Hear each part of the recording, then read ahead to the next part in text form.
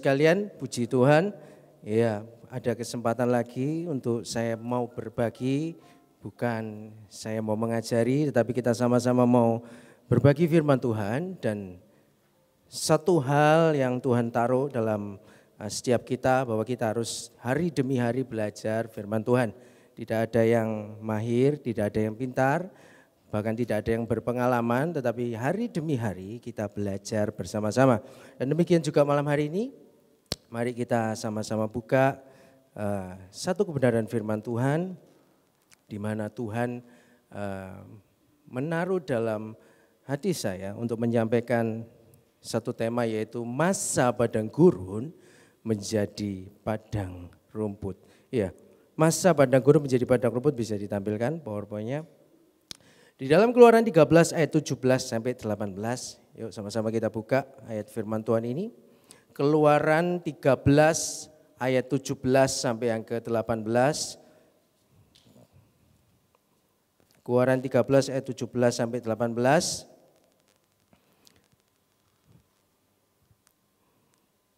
Saya bacakan bagi Bapak Ibu sekalian. Keluaran 13 ayat yang ke-17.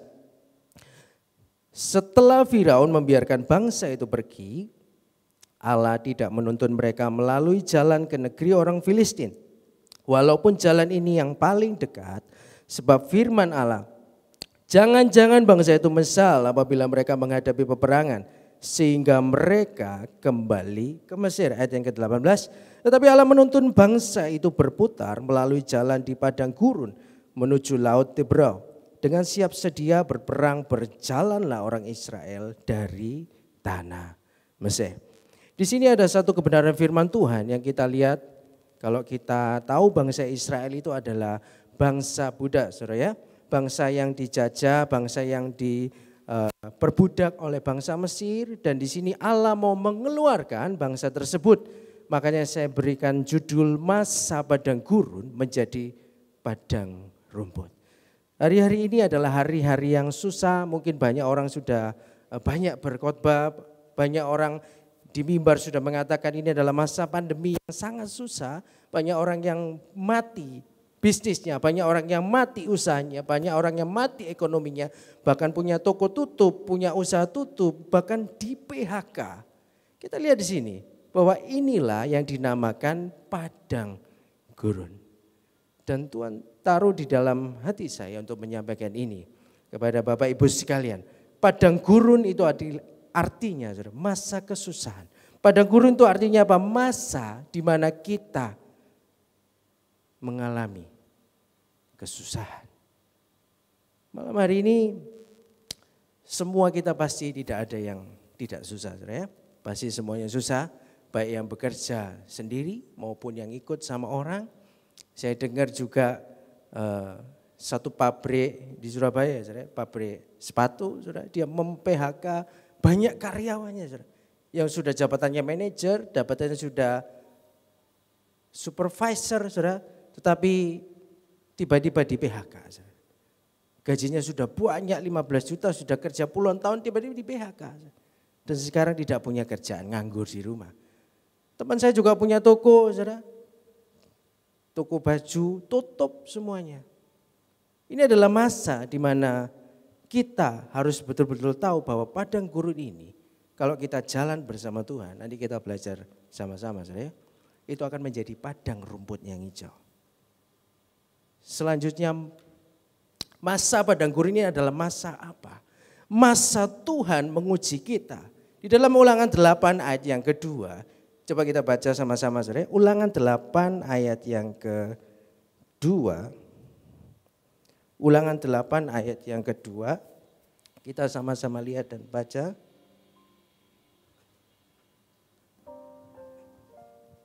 Ulangan 8 ayat yang kedua.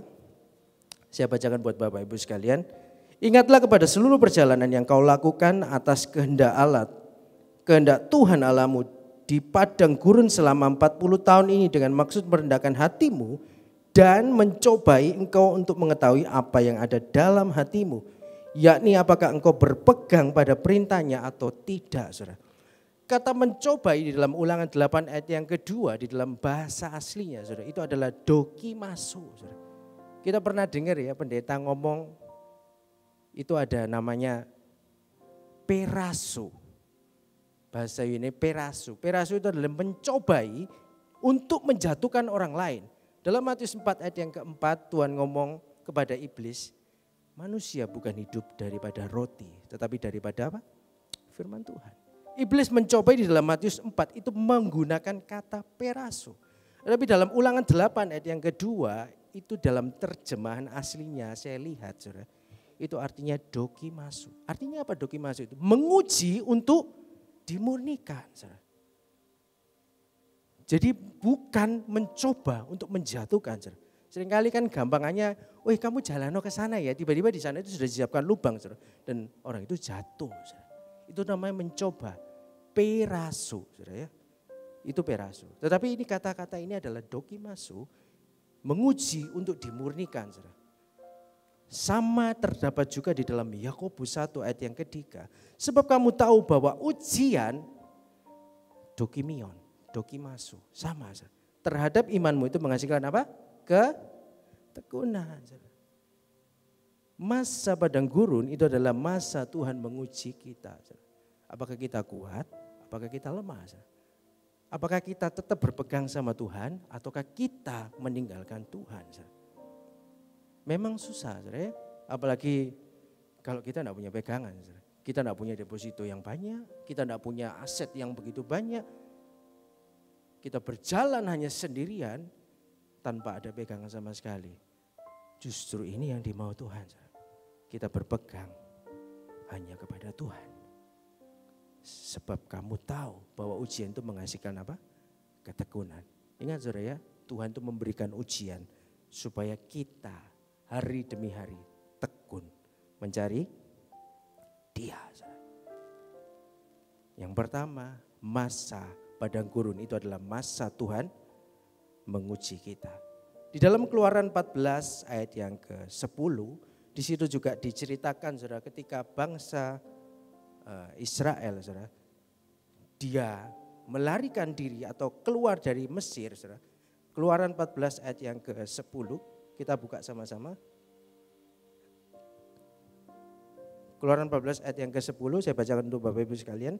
Ketika Firaun telah dekat, orang Israel menoleh, maka tampaklah orang Mesir bergerak menyusul mereka. Lalu sangat ketakutanlah orang Israel dan mereka berseru-seru kepada Tuhan. Saudara. Di saat kita takut, saudara. Di saat kita sendiri, di saat kita menghadapi masalah, saudara.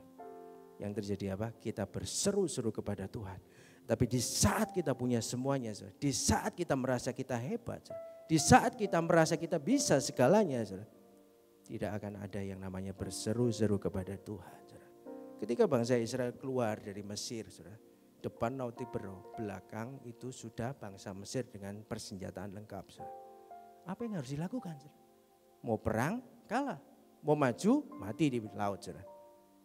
Hanya satu yang bisa dilakukan, berseru-seru kepada Tuhan. Demikian juga saudara, masa-masa sekarang saudara, kita harus berseru-seru pada Tuhan. Saudara. Kita harus berteriak kepada Tuhan. Dalam Mazmur saudara, ketika Daud dikejar Saul, saudara, dia berteriak minta tolong. Ada lagunya, ketika aku dalam kesesakan, aku berseru pada Yesus. Itu lagunya Daud. Masa yang pertama yaitu masa untuk menguji kita. Apakah kita tetap berpegang kepada Tuhan ataukah kita meninggalkan Tuhan. Tuhan kok tidak adil ya. Kok aku sampai dibuat begini. Kok aku sampai mengalami begini. Apalagi sekarang ada COVID yang membuat semua kita mengalami kesusahan. Yang kedua, saudara ya, lanjut. Masa padang gurun itu masa apa? Saudara? Masa Tuhan mendidik kita. Didikan Tuhan itu seperti apa sih, saudara ya? Seringkali kalau orang tua mendidik anak, tiap orang tua itu punya style yang lain. Saudara. Keluarga A itu mendidik anak dengan style yang A. Keluarga B mendidik anak dengan style yang B. Tetapi kita lihat Tuhan. Bagaimana Tuhan mendidik kita di masa padang gurun yang sekarang kita hadapi. Di dalam Yesaya 30 ayat 20 dikatakan di sini saudara ya. Ada di slide, tinggal dibaca. Mungkin yang malas buka Alkitab saudara tinggal dibaca. Tetapi nanti ada ayat yang saya tidak tulis jadi harus dibuka. Yesaya 30 ayat 20, dan walaupun Tuhan memberi kamu roti dan air serba sedikit, namun pengajarmu tidak akan menyembunyikan diri lagi. Tetapi matamu akan terus apa? Melihat Dia. Ini adalah ayat yang sungguh mencelikan mata hati kita. Ketika kita mengalami masalah, ketika roti kita, air kita, dikatakan apa? Serba sedikit. Malam ini saya mau tanya, masih punya aset yang banyak? Uang kita masih banyak? Saya rasa kalau diteruskan 1 tahun ke depan habis. Kita punya cicilan, kita punya tanggungan, apalagi yang punya anak ya mau masuk sekolah. Sekarang uang pangkal berapa? 10 juta, 15 juta itu baru uang pangkal. Belum SPP-nya. Tidak akan bisa. Jadi saya rasa ini berlaku untuk kita. Roti dan air serba sedikit. Namun pengajarmu tidak menyembunyikan diri lagi. Malam hari ini Tuhan tidak menyembunyikan diri lagi terhadap kita. Ketika kita terus melihat kepada Dia. Apakah mata kita tertuju pada Tuhan? Saya tidak tahu. Yang tahu Bapak Ibu sekalian, yang tahu Tuhan, istri kita tidak tahu, anak kita nggak tahu. Mungkin kita bisa senyum-senyum sama istri kita bisa senyum-senyum sama anak kita, tapi kita tidak bisa membohongi hati. The deep of heart, He know. Hati yang paling dalam, Tuhan tahu. Kita tidak akan bisa bohongi. Mungkin kita bisa berkamuflase dengan cara politik kita. Kita bisa berkata-kata yang hebat, yang manis. Tapi sekali lagi saya mau katakan, Tuhan tahu isi hati kita. Tidak akan pernah Tuhan bisa ditipu oleh manusia. Maka itu kita harus terus melihat kepada Dia. Karena Tuhan mendidik kita untuk supaya kita terus berada di dalam jalan Tuhan. Ayat yang ke-21 dikatakan, dan telingamu akan mendengar perkataan ini dari belakangmu. Ini kita lihat. Dari belakangmu apa? Dikatakan di situ. Dan telingamu akan mendengar perkataan ini dari belakangmu. Inilah jalan, berjalanlah mengikutinya. Entah kamu menganan atau mengiri. Ini Tuhan yang ngomong, bukan Alkitab, bukan Yesaya. Tapi Yesaya ini disuruh Tuhan untuk menulis. Ketika kita tertuju kepada Tuhan, Tuhan ngomong apa? Dari belakang kita itu Tuhan memimpin supaya kita jalan ke kanan atau ke kiri. Seringkali yang Bapak Gembala kan ngomong ya, Roh Kudus berbicara, Tuhan ngomong. Mungkin seringkali itu miss ya, karena beda-beda tips antara suara hati dan suara Roh Kudus. Kalau suara hati itu bisa dibuat oleh daging. Tapi suara Roh Kudus ketika kita terima ada damai sejahtera dan kita bisa terima dengan sukacita. Kalau daging dipaksa mau seperti apapun itu akan menimbulkan pertengkaran dan perselisihan ya. Tapi ini ketika kita tertuju kepada Tuhan, Tuhan itu berjalan mengikuti kita. Memimpin jalan kita untuk menuntun kita kepada jalan yang sudah disediakan Tuhan, yaitu apa? Rencana yang indah. Maka itu masa padang gurun ini adalah masa Tuhan mendidik kita. Mendidik kita supaya kita makin dewasa dalam rohani kita. Rohani kita tidak boleh kerdil ya. Rohani kita harus terus naik. Ketika di dalam padang gurun Tuhan selalu mendidik kita dan kita menjadi dewasa. Contohnya siapa Saya pakai satu contoh yaitu Daud. Arti nama Daud itu beloved, artinya yang dicintai. Tetapi faktanya, realitanya dia nggak dicintai. Dia adalah anak yang dibuang. Dia adalah anak yang paling kecil, dipinggirkan, dikucilkan di padang gurun. Arti namanya beloved, tetapi kenyataannya not beloved. Dan kita tahu, endingnya ketika di dalam 1 Samuel 17 ayat 28, saya kasih judul yang bagus supaya gampang diingat, Zero to Hero. Dari nol dia menjadi pahlawan. Coba kita buka saudara, 1 Samuel 17 ayat yang ke-28 saudara ya. Di sini dikatakan 1 Samuel 17 ayat yang ke-28. Bagaimana kita lihat Daud ini saudara, ketika dia berada di dalam kawanan saudaranya saudara ya. Ayat 28 saya bacakan untuk Bapak Ibu sekalian. 1 Samuel 17 ayat yang ke-28. Ketika Eliab kakaknya yang tertua mendengar perkataan Daud kepada orang-orang itu, bangkitlah amarah Eliab kepada Daud sambil berkata, mengapa engkau datang dan pada siapakah kau tinggalkan kambing domba yang 2-3 ekor itu di padang gurun? Aku kenal sifat pemberanimu dan kejahatan hatimu. Engkau datang kemari dengan maksud melihat pertempuran. Ketika itu ceritanya kan kita semua tahu saudara ya. Daud disuruh melihat oleh Isai. Coba kamu lihat ke sana. Itu di situ ada seorang dari Gad yang besar. Kakakmu tuh tidak berani semua. Bahkan orang Israel tidak berani. Saudara. Termasuk rajanya. Siapa saudara? Saul. Gak berani. Saudara. Daud yang kecil disuruh lihat. Dia cuma melihat dan dia hanya ke sana. Tetapi apa yang dikatakan saudara, oleh kakaknya ini saudara? Dia ngomong, ngapain kamu di sini? Kalau kita lihat dalam sejarah saudara, Daud itu tingginya itu saudara ya. Dia nggak sampai 2 meter saudara. Mungkin tingginya 1,7 meter saudara. Tetapi kakaknya tingginya di atas rata-rata 2 meter lebih saudara. Dengan badan yang besar, dengan baju perisai, tombak, lembing. Semuanya dia punya. Tetapi Daud ke sana dengan hanya apa? Membawa tongkat gembala.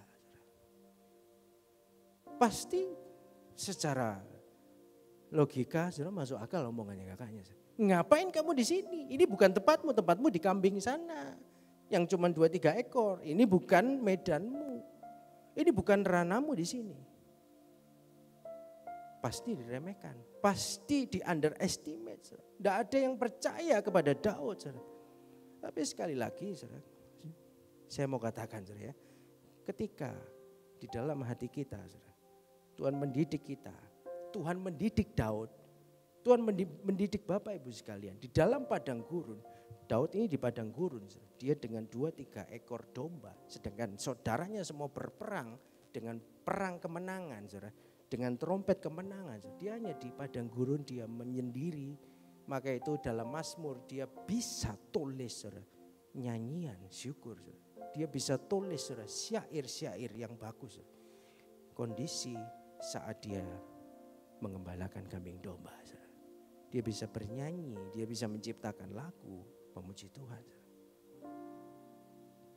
Justru di dalam saat itu saudara, dia mengumpulkan kekuatan Tuhan. Saudara. Dia mengumpulkan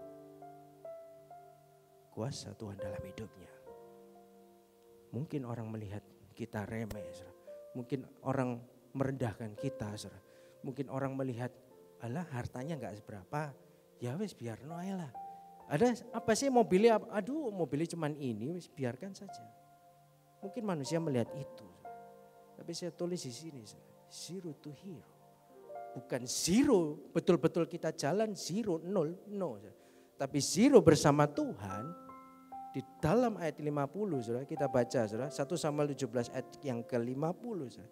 Ketika Daud datang, saudara, ke sana, saudara, semua orang mencibirnya, saudara, semua orang mengata-ngatai Daud, tetapi yang dilakukan Tuhan dalam hidupnya, saudara. Dalam ayat yang ke-50, saudara. Demikian Daud mengalahkan orang Filistin itu dengan umban dan batu. Ia mengalahkan orang Filistin itu dan membunuhnya tanpa apa? Pedang di tangan. Yang orang bawa pedang, yang orang bawa perisai, yang orang bawa lembing, semua baju, zirah, semuanya dipakai tidak berani. Tetapi Daud sudah datang dengan hanya apa? Ketepil. Justru dikatakan pedang pun tidak dipakai sama dia. Satu hal yang mungkin kita tahu. Daud orang Gad, mungkin dia badannya besar. Daud orang Gad itu keturunan raksasa. Tapi satu kelemahan yang tidak orang-orang semua tahu. Dia buta. Goliat itu buta. Goliat itu buta. Di dalam sejarah, saudara. Keturunan Gad, keturunan raksasa, saudara. Itu kebanyakan, saudara. Itu tidak bisa melihat dengan jelas. Apalagi Daud itu kecil, saudara. Dia tidak bisa dilihat dengan jelas. Saudara. Apakah Daud ini membawa pedang, apakah Daud ini membawa lembing, dia nggak tahu. Saudara. Makanya kenapa dia menang, saudara. Orang buta dilawan, saudara. Pasti menang siapa, saudara? Ya menang orang yang saudara. Ya, yang nggak buta, saudara. Omar Ripa, saudara. Mungkin, saudara ya, mungkin, saudara. Melawan Pak Fernandes, saudara ya, yang gede pada, tapi diculek matanya, saudara. Pak Fernandes sehingga nggak kelihatan. Saudara. Menang siapa, saudara ya? Saya mau tanya, saudara. Pasti menang Maripa, saudara. Karena mungkin umurnya sudah tua, saudara ya, tapi buta, ya berani, saudara. Itu yang kita mungkin tidak tahu. Saudara. Masalah kita mungkin besar, tetapi ada satu rencana Tuhan yang mungkin kita nggak tahu. Saudara. Kita bisa lewati itu semua, kita bisa jalani itu semua, saudara.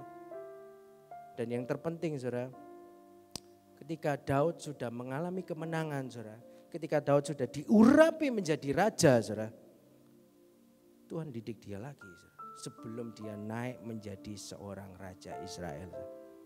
Yaitu apa? Di dalam padang gurun Sif. Saudara. Padang gurun Sif ini artinya apa, saudara? Sif itu melebur. Melebur itu artinya apa? Mematikan kekuatan Daud. Saudara. Justru di dalam kemenangan yang banyak, saudara, Tuhan tidak mau lihat kemenangannya Daud. Tuhan nggak mau lihat kehebatan Daud. Coba kita buka dalam 1 Samuel 23 ayat yang ke-14, saudara. Dikatakan di sini, saudara, padang gurun Sif ini bercerita tentang apa, saudara? 1 Samuel 23 ayat yang ke-14. 1 Samuel 23 ayat yang ke-14. Saya bacakan untuk Bapak Ibu sekalian. Maka Daud tinggal di padang gurun di tempat-tempat perlindungan. Ia tinggal di pegunungan di padang gurun Sif. Dan selama waktu itu Saul mencari dia, tetapi Allah tidak menyerahkan dia ke dalam tangannya. Di dalam terjemahan Inggris sudah dikatakan, saudara, day by day the king of Saul search of David. Saudara. Hari demi hari, saudara. Saul itu nyari Daud, mana ini Daud? Bukan nyari mau dikasih permen, bukan nyari mau dikasih pastel tutup, bukan, saudara. Tapi nyari mau dibunuh, saudara. Day by day, saudara. Bagaimana rasanya Daud, saudara, ketika mengalami itu, saudara? Takut, saudara. Daud sangat ketakutan, saudara. Hatinya kecil, hatinya ciut, saudara.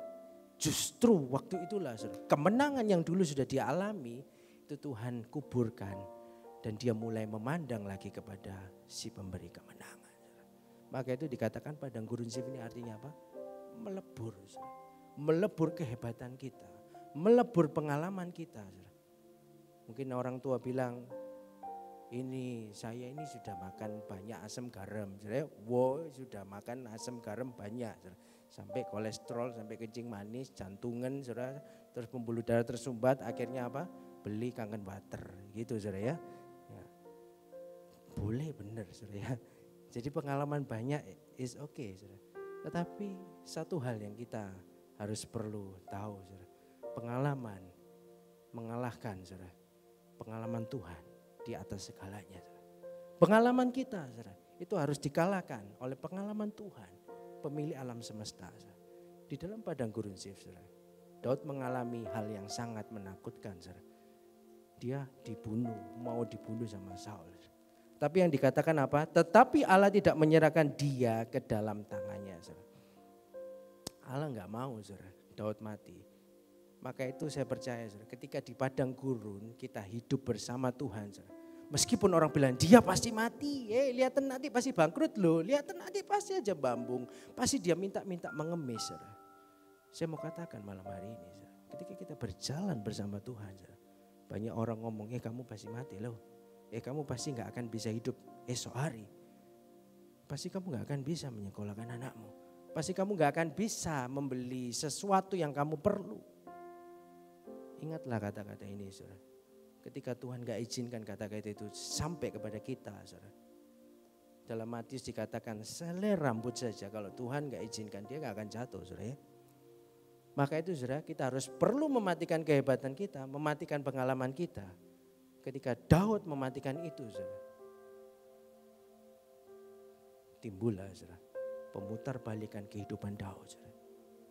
Di dalam 1 Samuel saudara, 24 ayat yang ke-13 sampai ke-14 saudara. Saya bacakan bagi Bapak Ibu saudara ya. Tuhan kiranya menjadi hakim di antara aku dan engkau. Tuhan kiranya membalaskan aku kepadamu, tetapi tanganku tidak akan memukul engkau. Ini Daud ngomong sama Saul. Saul sudah di depan mata, tinggal ditusuk sama Daud. Dan ayat 14 dikatakan, seperti peribahasa orang-orang tua mengatakan, dari orang fasik timbul kefasikan. Tetapi tanganku tidak akan memukul engkau. Ketika kita berada di pihak Tuhan, siapa lawan kita? Ketika banyak orang mencibir kita, ketika banyak orang mengata-ngatai kita, kamu tidak punya masa depan kok, kamu masa madesu, hidupmu pasti akan susah nanti, hidupmu pasti akan miskin. Saya boleh katakan, terima kasih kamu ngomong seperti itu, tapi saya punya Tuhan. Saya bisa lapor sama Tuhan saya, Tuhan, masa depanku itu yang terbaik. Masa depanku itu rancangan yang indah, penuh harapan. Ketika Saul mau membunuh Daud, justru diputar balik. Di depan mata Daud, Saul tinggal ditusuk. Tapi Daud tidak mau. Dan di dalam ayat selanjutnya, Saul mohon sama Daud, sudah wes ya, kita tidak usah saling membunuh. Kamu tolong piara keturunanku ya. Jangan bunuh keturunanku. Ini kita baca dari ayat 16, saya tidak baca karena waktu. Kamu piara keturunanku, jangan bunuh dan habiskan semua keturunan karena perbuatanku. Itu omongan Daud, omongan Saul. Dan akhirnya Daud menepati, dan setelah itu di dalam pasal yang ke-25, Daud naik menjadi Raja Israel. Inilah masa didikan Tuhan saudara ya. Masa yang kedua saya mau sampaikan dan bagikan bagi Bapak Ibu sekalian. Masa Tuhan mendidik kita saudara. Masa Tuhan saudara di mana kita harus berjalan next level lagi saudara. Di dalam kerohanian kita. Yang ketiga yang terakhir saudara ya. Sebentar lagi selesai jadi gak lama-lama saudara ya. Jadi jangan ngantuk saudara. Masa Tuhan memberkati kita. Loh kok padang gurun kok masa Tuhan memberkati. Ini salah nulis, masa padang gurun ya masa Tuhan memberi kesusahan. No, saudara. Masa padang gurun saya dapatkan masa Tuhan memberkati kita. Saudara. Di dalam Yesaya 30 ayat 23 saudara. Saya bacakan bagi Bapak Ibu dan Bapak Ibu bisa lihat di sini saudara ya. Lalu Tuhan akan memberikan hujan, situ terpotong sebentar. Lalu Tuhan akan memberikan hujan bagi benih yang baru kamu taburkan di ladangmu. Dan dari hasil tanah itu kamu akan makan roti yang lezat dan berlimpah-limpah. Pada waktu itu ternakmu akan makan rumput di padang rumput yang luas. Di dalam Yesaya 30 ayat 22 itu dikatakan ketika roti dan air itu sedikit, saudara. Bukan 22 tapi ayat yang ke-20. Roti dan air itu sedikit, saudara. Tuhan menjanjikan hal ini. Saudara. Saya juga bingung. Kok hal yang kita alami tidak sesuai dengan firman yang Tuhan tulis. Hal yang kita hadapi sekarang gak sesuai dengan kenyataan. Saudara. Tapi firman Tuhan ngomong, saudara. Benih yang kamu taburkan itu akan kamu nikmati secara berlimpah-limpah. Sampai saya tulis dengan huruf besar. Limpah-limpah. Pada waktu itu ternakmu akan makan rumput di padang rumput yang luas. Terus saya hanya diam menunggu masa ini Tuhan memberkati. Enggak, saudara. Ada syaratnya. Saudara. Kalau kita terima dengan gratis itu dari iblis. Saudara. Benih ketika kita mau ambil hasilnya, kita mau tuai hasilnya. Harus apa saudara? Ditabur. Ketika benih itu hanya disimpan saudara di lemari, benih itu hanya disimpan di dalam kantong plastik. Dia tidak akan menjadi benih yang berbuah lebat. Saudara. Tetapi ketika benih itu ditabur, itu akan menghasilkan roti yang lezat dan berlimpah-limpah. Saudara. selanjutnya saudara ya. Menabur di masa yang sulit. Ini seringkali banyak orang, susah enggak bisa ini. Mana bisa kita melakukan ini? Memang enggak bisa. Secara hati nurani tidak akan bisa saudara ya. Kalkulasi orang akunting saudara, melihat neraca, pasifa, aktiva itu tidak seimbang. Apalagi kalau kita buat untuk taburan di rumah Tuhan. Saudara. Memang tidak masuk akal. Saudara. Tapi Tuhan taruh saudara, di dalam ini. Saudara. Menabur di masa sulit. Contohnya siapa saudara? Coba kita buka saudara, dalam 1 Raja-Raja 17 ayat yang ke-12. Ada buktinya dan ada hasilnya di sini saudara. 1 Raja-Raja 17 ayat yang ke-12.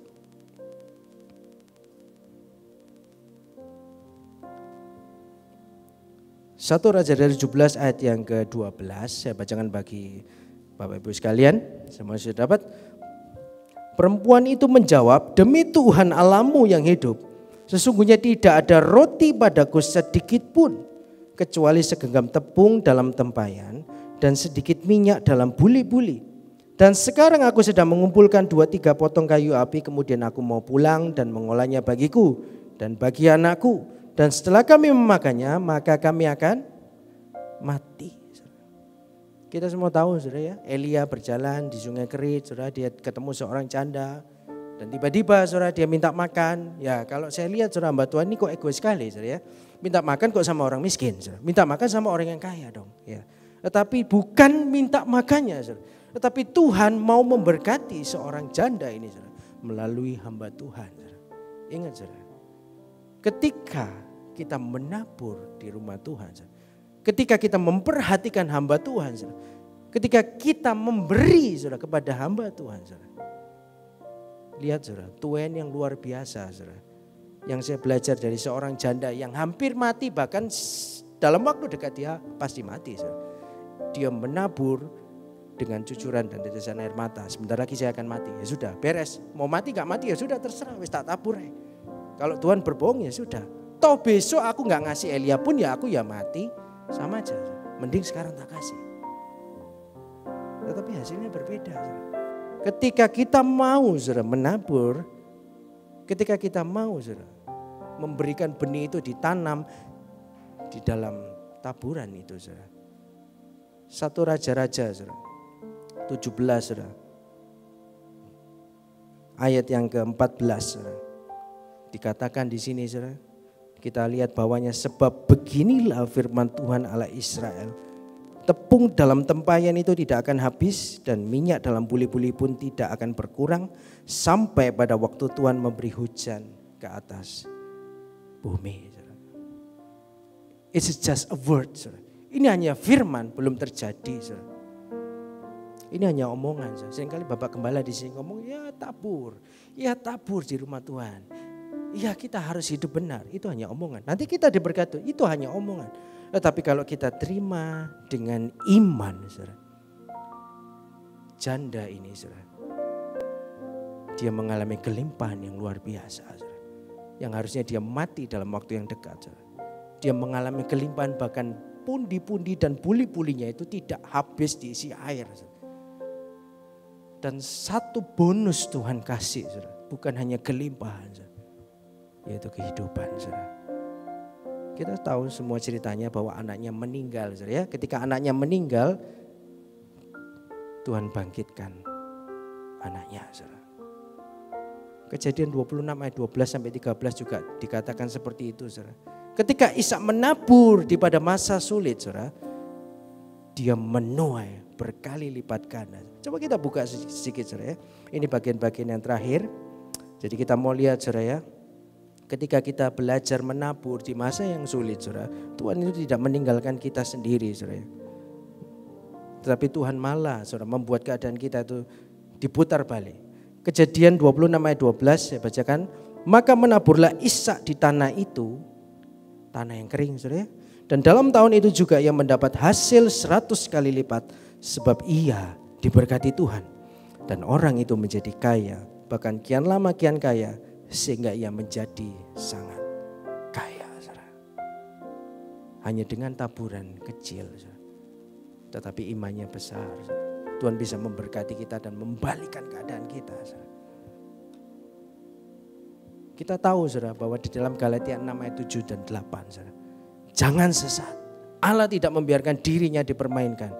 Karena apa yang ditabur orang saudara, itu juga yang dituainya saudara.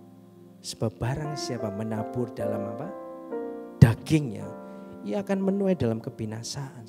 Tetapi barang siapa menabur dalam roh, ia akan menuai di dalam hidup oleh roh itu saudara. Malam hari ini saudara, kita tabur apa untuk Tuhan saudara? Kita tabur dalam daging, kita akan juga tuai saudara.